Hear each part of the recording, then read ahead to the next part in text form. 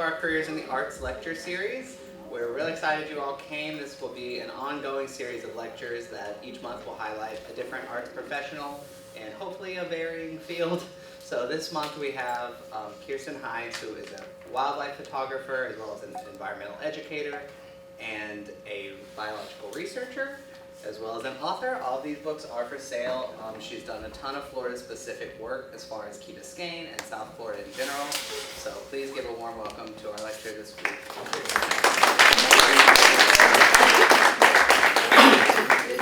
Thank you.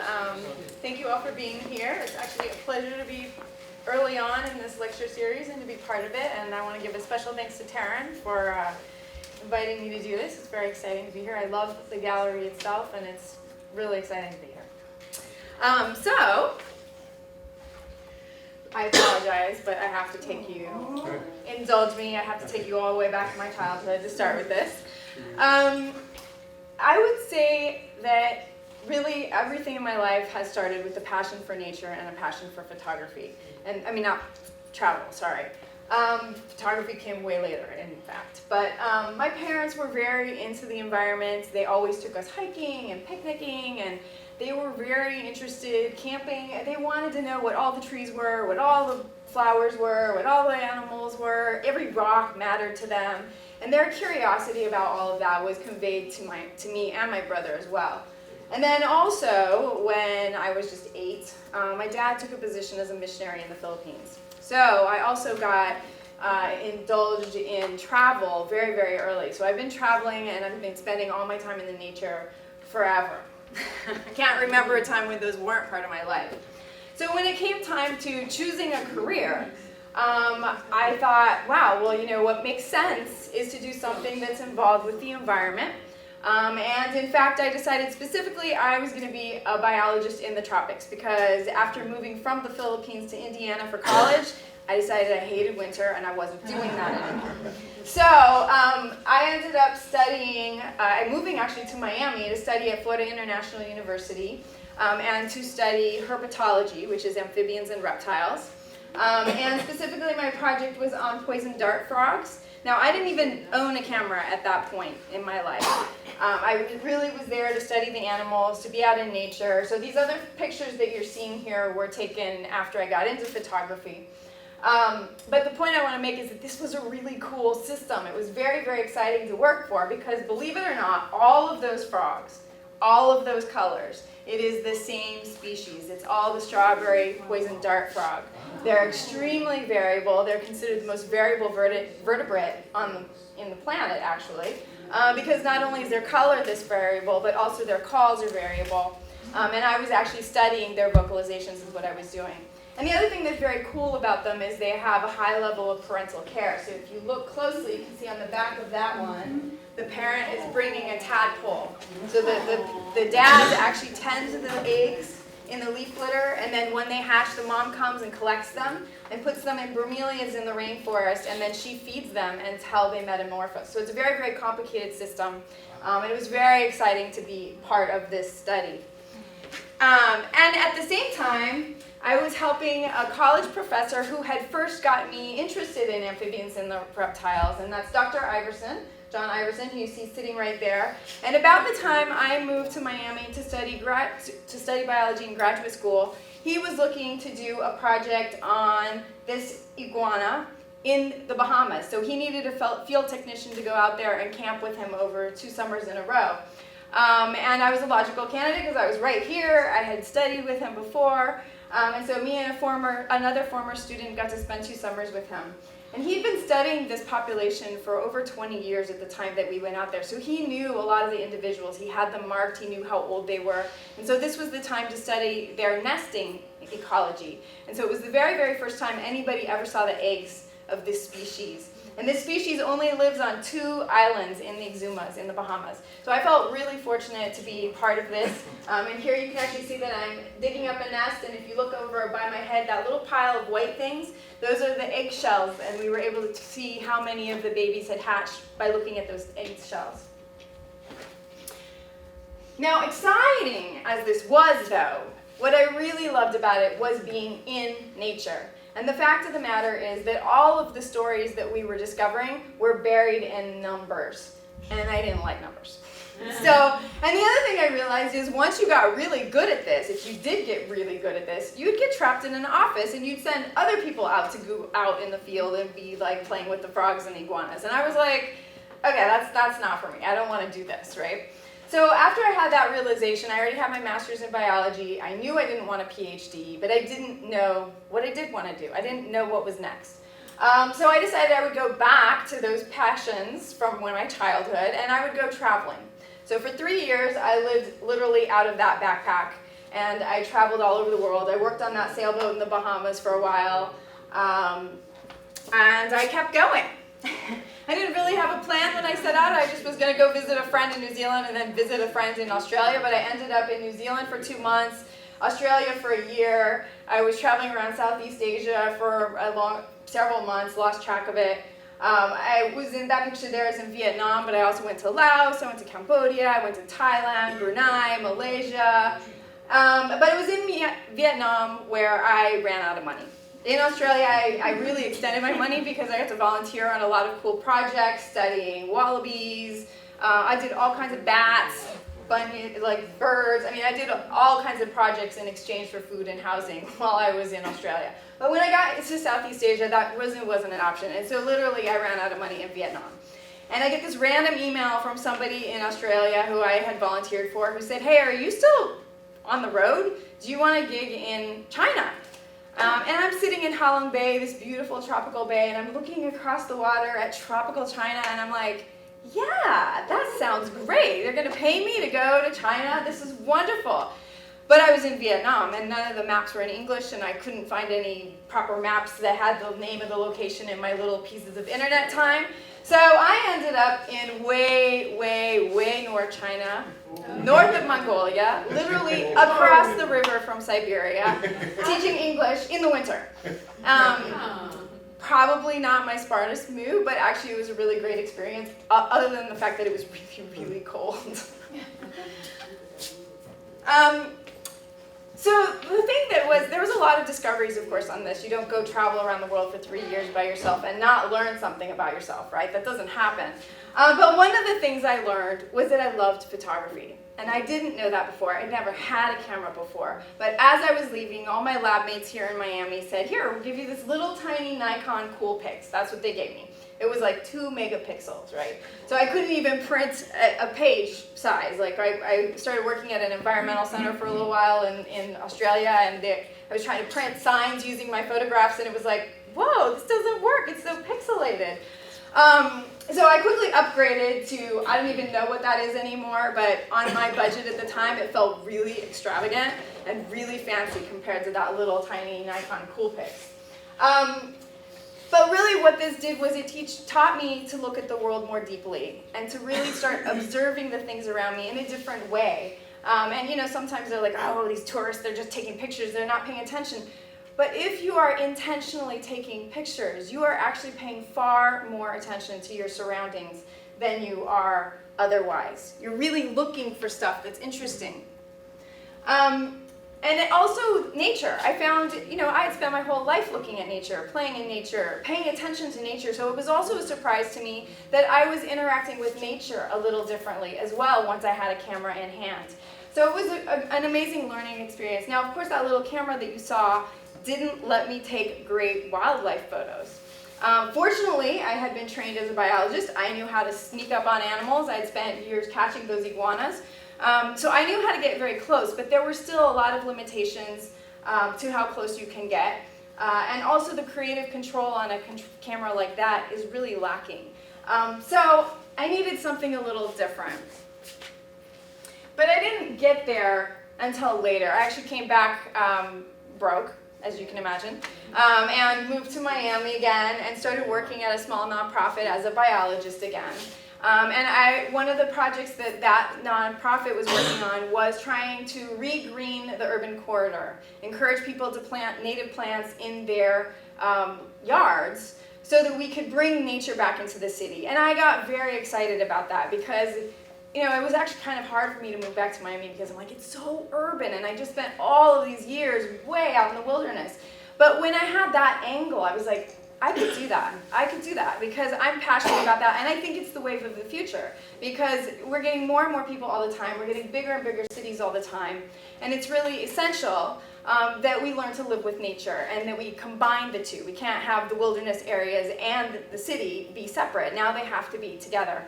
So I was working at that nonprofit, and I started working on this concept, and then I met my husband. And he was an ornithologist, and he was also interested in bird conservation and wildlife, and so we collaborated and started work on these 2 books that are specifically designed to encourage people to plant native plants and landscape in a manner that is friendly for birds and other wildlife. We used birds as our tool because a lot of people like birds, and that was his expertise. But also, it's just people like them, and it's really more about, you can see birds in the city more easily than you can see a lot of other wildlife. But the concept really was, let's regreen South Florida. But as we were working on this, I started to realize, first we were just writing, and then I started to realize this is my excuse to go get that SLR that I need to take real wildlife photos. And I made it my mission to take all the photos for these books so that we could illustrate them. So that's kind of how I got started with the photography, was in that manner. And it was really trying to capture the behaviors and doing a very documentary style, like this is what your landscaping should look like. And photography beyond the books really hadn't occurred to me yet at that point, until after the books were published. And at that point, people started saying, well, we really love your bird pictures. Are you selling them? And I was like, sell my bird pictures? Like, that had not crossed my mind. And so at that point, I started doing festivals, I started exhibiting, and started getting a little more into other aspects. But I'll start a little bit with the how I was taking my pictures, because I think the biologist in me and the fact that I had had this really bad camera for so many years and had to sneak up on animals, it really ended up kind of characterizing what has become my photo style. And that is, a lot of it relies on knowledge of the animals and patience, being able to sneak up to them, quickly maneuvering, but really it comes down to knowing the animals and spending a lot of time out there looking for them and knowing where to be and what times to be for certain things. So this is really kind of what I do. And a lot of photographers will tell you, oh, tripods are essential. I almost never have a tripod because I'm trying to follow these little tiny birds flitting in and out of the trees. And so this has become what's my style, and I rarely have a tripod on me. And I will confess that's partly because my patience is it's kind of patient. I'm not the kind of person who can sit there with a tripod and be like, oh, I know that someday there's going to be a huge pile of cranes that are right here, and I'm going to be here waiting. I get bored. Sorry, I just do. But I can walk forever and for miles looking at nature, being in nature, enjoying that experience. And the second I see something that I think is going to be interesting, or I see there's animals there and there's interactions happening, then I can sit there and wait forever for exactly that right moment to happen. And I really rely on my ability to read the behavior in order to capture that. And this sneaking ability of mine also, literally to catch iguanas, I would be on my belly underneath the bushes, like kind of dragging myself under to get really close to be able to catch them. And actually photography is easier because I don't have to catch the animals. It's sometimes very hard to catch the animals. Here I just have to do it in my lens, so I can still be pretty far away and get the picture. But these are all very, very secretive species that are very hard to photograph, and I'm not sure I would have succeeded if it weren't for the fact that I normally am by myself, I'm sneaking, I'm quiet, I know how to not disrupt the wildlife. And most people don't know what this bird up here is, so I'll just tell you this is an Agave Heron in Costa Rica. Very, very shy, deep in the rainforest. I know a lot of Costa Ricans, even Costa Rican biologists, who didn't even know this bird existed.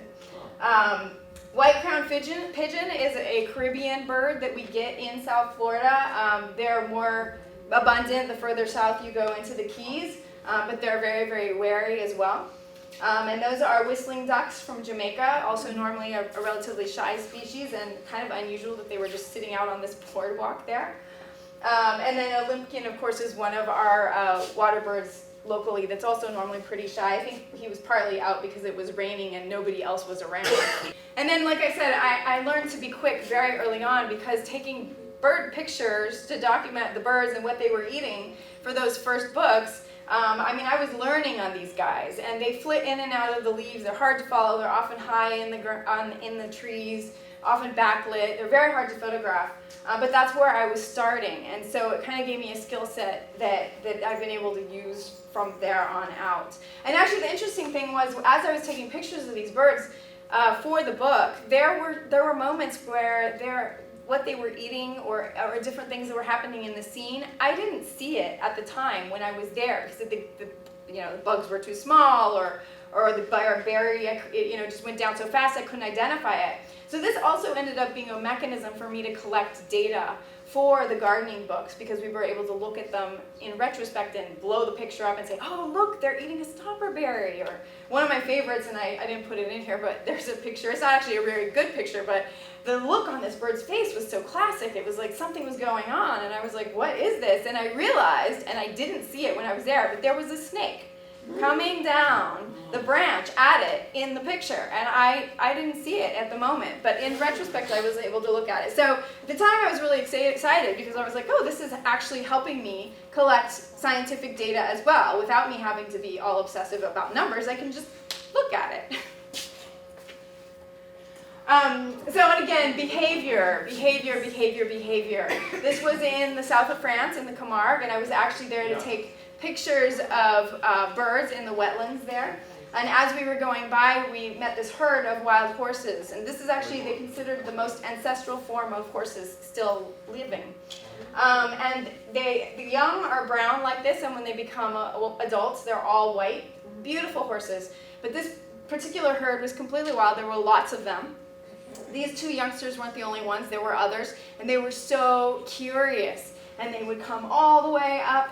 And then mom would get upset and nip at them, and they'd go running off, and they were completely erratic. I mean, they were all over the place. You didn't know where they were going to be or where they were going, and they were fast. But because I was able to read their behavior, I knew this was going to happen right before it happened, and I was ready to take that shot because I saw it coming. And this is another one that's an example of the biology really was helpful. This time I can't claim to have known the biology. We were relying on our boatman. But this is a pygmy sloth. And they only occur on one island in Panama. That's it, nowhere else in the world. And our boat guide had helped sloth biologists there before study the species. So he knew where to look. And in fact, he pointed several out that were just these little dots in the sky, and it was like, oh my gosh, I'm never going to get a good picture of these. And then suddenly he goes, I'm not going to get you a better look than this, so you better get your photo. And I'm like, I'm looking up in the trees, like, where? And he's like, right in front of you. And I turn around, and this thing's literally, like, right there. But he was asleep. So he had his head down, and I was like, well, it's a great opportunity, but he's, I'm taking the picture of the top of a head. And the boatman whistled. And when the boatman whistled, this guy looks up. For a sloth, it was really fast, I assure you. And he looks all around, and then, puts his head back down and seems to go to sleep again. And then the guide whistles again, and it happens again. And I'm like, what is that? His mating call. Aww. Biology matters. That's a real smile, now that you know that. How close would you be? So I do use a 100 to 400 lens, and so I can be a distance. The sloth was actually pretty close. It was probably to where those cupboards are. The horses all were a little further away than that. I still try and if I'm trying to get close-up pictures, I still try and get as close-up as possible, but with a big lens like that, it's not as necessary. In this case, this was an example. This was actually when I just first started taking pictures. And yes, I knew animal behavior, but no, I didn't know how they really reacted to cameras much at that point. And I just started taking photographs for the Birds of Fairchild book. And so I was going to be there for 5 years. I didn't know that at the time, but I knew I was going to be there for a long time. And I knew I needed lots of bird pictures because it was the Birds of Fairchild. And so I saw this group of photographers at the base of this nest. And this was a red-shouldered hawk that was on the nest. And I thought, well, and they were very close to the nest. And I thought, well, it must be okay because they're all there. he must not mind. So I joined the group, and then everybody else left, and it was clear he was actually not okay with it. Because as soon as I was the only one, he started swooping at me. And of course I was like, okay, I don't mean to, I don't want to disrupt wildlife. That's obviously not at all what I'm into. And so I was going to make a very clear statement that I'm leaving and I apologize, so I turned around to walk away, and he nailed me in the back of my head, hit me with his talons, nearly knocked me to the ground, did give me a concussion. And in fact, if you go to my blog, I have one called Frenemy, and I have pictures of the talon marks in the back of my head. So this particular shot, though, was 4 years later. I was just wrapping up the book. I just needed a couple more shots. I was way in the back of the garden. I had no idea this hawk was anywhere around. And that Frenemy blog tells you I had many encounters with him over the years. But this one was the craziest because normally I have my hair in a ponytail when I'm out taking pictures. I always had the same camera bag. I always was dressed the same. This day was cold. So I had my hair down, I had a winter coat on, I had a brand new camera bag, and somehow this thing came out of nowhere, and I heard the swishing sound, and I turned around, and he's coming right at my head. And I was like, oh no, you're not giving me another concussion. So I got on a bench, and I laid back to protect the back of my head, now knowing he was willing to attack the back of my head. But I also knew from my last experience that he wouldn't hit my camera.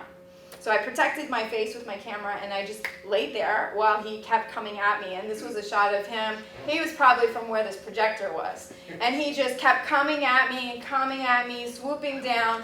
And to be honest, I took a lot of pictures. This is one of the very few that's clear because I was shaking. I was like, oh my gosh, between him coming quick and me shaking, most of them didn't work. But this one did. And I, in fact, got saved by some visitors to the garden who said, hey, what's going on? It looks like you're getting some great shots. Oh, wait, is he attacking you? But he didn't like having other people around, and so he took off at that point. So another reason to know animal behavior is so you don't find yourself in that situation. But there's another side to that also. I wouldn't be a proper conservationist if I didn't tell you that wildlife can also be put at jeopardy by photography. And there is no shot that's worth harassing that wildlife for. It's not okay.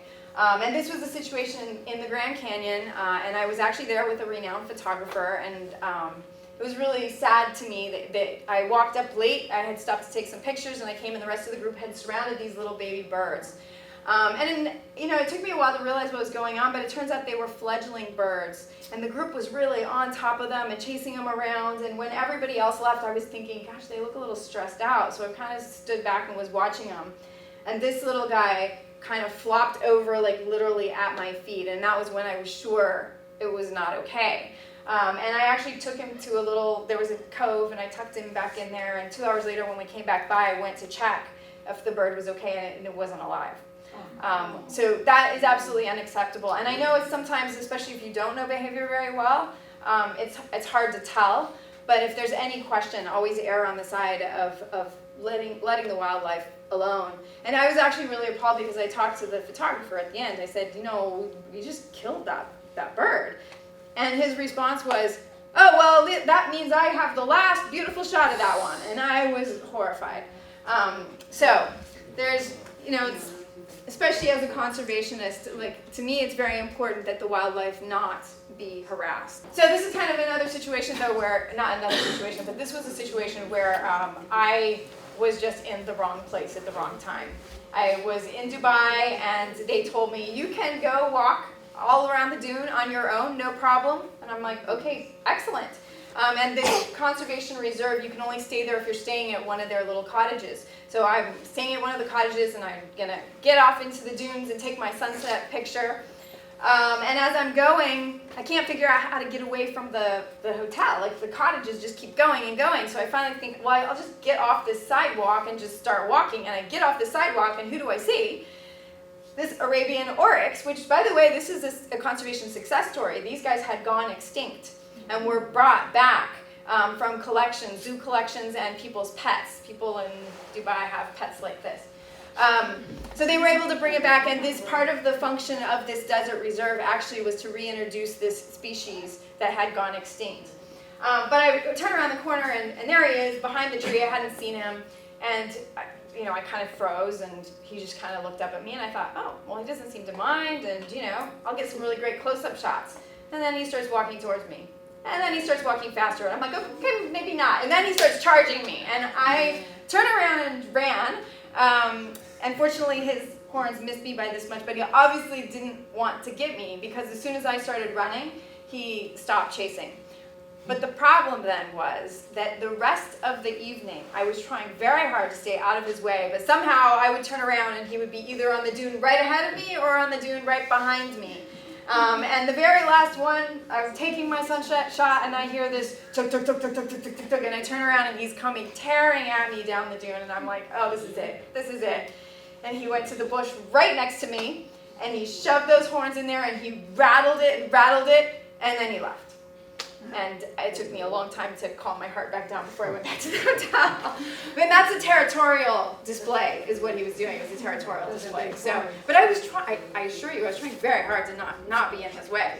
And this was an example of me being in the right place and at the right time. And of course, that's not exactly an accident, because I spend a lot of time walking and looking for places that look like they'll have wildlife. So it wasn't totally an accident, but it was fortuitous in the sense that I was just walking through the dunes, and I decided to stop right there, and these two heads pop up. And they're mountain gazelles. And it turned out you kind of lose sense of scale when you're in these sand dunes like this. And this was actually quite high up, and I had my big lens. Turns out there was an entire herd tucked down below there, and they were coming up two at a time, looking around, and then crossing the face when it was the coast was clear. And this photo is done very well. It's been in international and national showcases and exhibits. But the interesting thing to me is I'm consistently asked, did you Photoshop it? And I'm like, Photoshop it? No, I didn't Photoshop it. And I don't know why people have that impression, but people always ask me, did you Photoshop that? And the truth of the matter is, I do not use Photoshop at all. I don't do it. I use Lightroom, which is also an Adobe product. But I try very hard to do minimal post-processing. That's another of my things, because I feel like nature is spectacular in and of itself, and I want to try and stay pure to the moments. And it's not that I'm like, oh, it's not so much that I just hate the idea of post-processing. It's just for me personally, I want to express what it felt like and what it looked like when I was there. And I feel like the purest moment is when I am there. So I always do everything I can in the camera. I definitely crop, because especially with wildlife, they're all over the place. You can compose as much as you want in the field, but if they move, they've moved. So I do crop, but I don't do much other processing at all. Basically just the bare minimum that's needed to convert it from a raw file. And this is just an aside, but one of the very cool things I discovered when I was in United Arab Emirates is that their sun does not set. They have sun fades. It never actually hits the horizon. So you see it's getting close, but before it ever hits the water, it's already gone. And the same on the dunes. It just kind of disappears. I guess it's because there's so much sand in the atmosphere there. So this is another example of an image that people always ask me, did you Photoshop that? Did you Photoshop that? And no, I didn't Photoshop that. It was a spectacular sunset just outside of St. Augustine. And that's all being reflected from the water. The sunset is being reflected in the water. And so those black lines that you're seeing are the shadows from the ripples on the water. This one actually is about to go, I think the exhibit's already opened. It's the Inspired By exhibit in Coral Springs Museum of Art. So that'll be up soon. But it's not Photoshopped. Now one of the things, when I first started taking the pictures, as I was saying, for the gardening books, I was really trying this documentary style. And it was partly because I wanted people to see what I was talking about for the books. But the other side of that is actually my brain was still very biological at that point. It was very hard for me to disengage, and of course I wanted good composition and I wanted it to look pretty, but I really couldn't get beyond it looking like it looked. I wanted it to look proper and be identifiable. But over time, I've learned that the more I've been working in the art world and doing festivals and looking at other artists' work, I've started to realize it can go both ways. So the biology has influenced my art, but at this point I would say that the art is also influencing my photography in a slightly different way. So I started looking, still in nature of course, but I started looking for different angles, different perspectives that might evoke emotion or give you a different side on things. And so that not just oh, this is what the animal does and this is how it looks, but this is how the animal feels. And as far as I'm concerned, that's the happiest nose I've ever met. And I'm looking for patterns in a way that I didn't used to. And actually, even as a herpetologist, I learned the best way to find wildlife in the woods was look for patterns. Unusual patterns that don't fit generally means there's an animal there. So I started using those skills, but it was something I hadn't thought about in terms of taking pictures until now. So this is in Antarctica, this is an iceberg, and just like the sand dunes, when you're there, you completely lose sense of scale. This was very, very large, and I was in a little rubber boat at the base of it. And I assure you, glaciers are in fact blue. I didn't Photoshop that in either. But you can see with both of those, yes, I was looking for a different angle, but they were still clean, sort of documentary style shots, right? And I've actually now started moving even away from that a little bit. And so here what you see is Fowey Rocks Lighthouse. And this is just offshore in Miami, just south of Key Biscayne. And right here you look at this documentary style photograph and you can tell it was probably a stormy morning.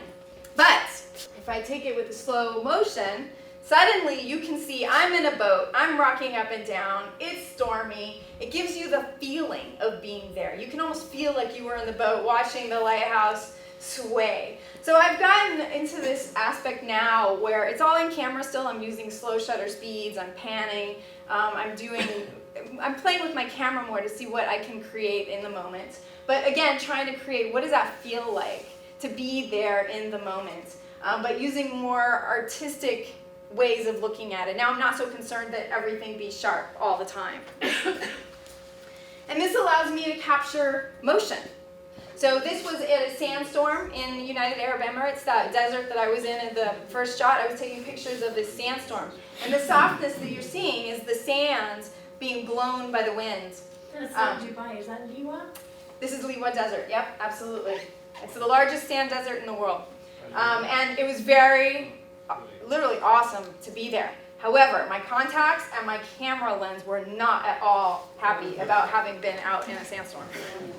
And the same concept can go for wildlife. I feel like you can, I now see that you can add another element also in the wildlife as well. So this is the Agave Heron again that you saw a really clean picture of earlier. It's a beautiful bird. But one of the things that was really interesting to me about them is that they flew so different than most birds. They almost helicoptered, slowly up, slowly down. And so I wanted to recreate that soft flight that's almost more upright. And so I decided, if I take it slow and make everything soft and try and get as much focus as I can on the face of the bird, you get a better sense. If it was just a real clean, sharp image, it would just look like a bird flying. But this gives you the sense that it's a bird floating, which is much more what the Agave Heron seems to do.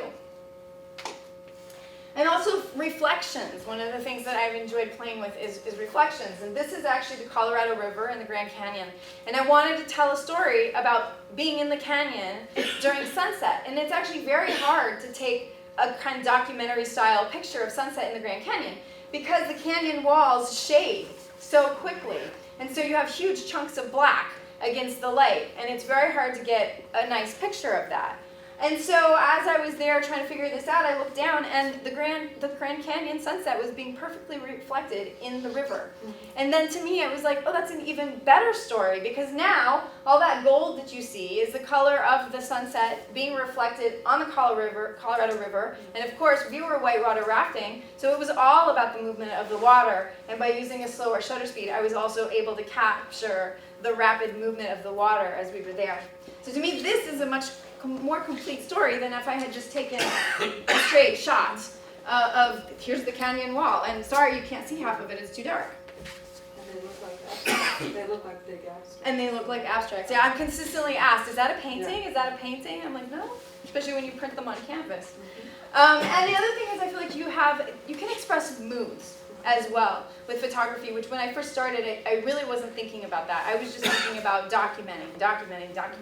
And now I'm interested in documenting, but it's the experience. It's inviting you to come with me and be in that experience and be in that mood, be in that place. And so what you see here was Biscayne National Park. And this was a very winter, foggy, very, very calm morning. The sun never actually rose. I never saw it. This was the first that I saw the sun. And it was so shrouded in clouds that and then you get the reflections, and suddenly it looked like there were 3 suns in the sunrise. So again, it gave this sense of the feeling of being there. That it was just kind of this really bizarre. I mean, I kept saying to myself, I have never seen it like that here. It is so bizarre. And it's just, it felt so serene, so calm, so different than I normally think of Biscayne Bay. Now this picture actually was taken as part of my last book project, which is Biscayne National Park. And this book was just published in October, and it was my husband and I, he's a co-author on it, we did this at the request of the park. The park wanted it for the celebration of their 50th anniversary. And this was actually, the publisher let us do an unusual thing for them. The first 2/3 of the book is the history of Biscayne Bay, particularly Biscayne National Park. But it's historic. It's all historic imagery and talking about the way things were then. But the publisher then allowed us to let the last chapter be my photographs of the park as it is now, as it is today. And this was yet another challenge for me because, as you might have noticed, my photos are all very much wildlife. That's what I take pictures of. Wildlife, nature, expressing nature. But here I wanted to show the park as it is to everyone. So while for me it's the manatees and the birds and the other wildlife and it's the sanctuary for wildlife, that's not the case for everyone. For other people it's other things. And so I wanted to try and capture all of that for this book. So it was yet another shift in my photography because I had to take pictures of things that I wouldn't normally take pictures of, like buildings. So that's Stiltsville there. This is of course something I would normally take pictures of. It's a landscape, but it was an aerial shot of a much larger landscape than I would normally take pictures of. I normally tend to take more close-up things, and this was, kind of the broader perspective of what do the mangroves look like. And then people. I really don't take people picture very much, and that's partly because most of the time I have this huge lens on my camera, and most people don't want you sticking a huge lens in their face. So this was another thing, and also to me when I first started photography especially, the idea of having to get photo releases was very intimidating to me. And it was much easier to take pictures of the wildlife and the plants and the places because I didn't have to have a release for most of them. There's of course exceptions. But this book project, I had to get back into the people. And so getting brave enough and also learning new techniques. I also don't normally do night photography. That's not normally something that I do, but I wanted to take pictures of them hunting lobsters at night. So this was yet another opportunity for me to stretch what I do. And also, I had spent a lot of time doing festivals and stuff, and I was trying, and not that I'm not doing those anymore, I'm still doing a lot of exhibits and stuff, but it was also a reminder that I'm not just a photographer, I'm a writer, and I want to get back to books more and do a lot more of that. So I'm actually right now working on a memoir, and I'm going to be trying to do a lot more writing, and of course always with an environmental message, but trying to expand. And I think, especially in the career category, it's very important to stay diverse. So everything is changing so quickly, and both writing and photography are two of the most changed industries after the internet made everything so accessible to so many people, and there's lots of benefits to that. But it also means that you have to be very diverse. You have to do exhibits, you have to do books, you have to lead tours, and I do a lot of education, so I'm still giving a lot of talks on how to garden in South Florida, and all of those things combined for a career and also but for a passion. And so that's kind of where I'm at now, and I'm going to continue doing all of those things. So thank you so much for being here, and if you have any questions, I'm happy to answer them, or at least try and answer them.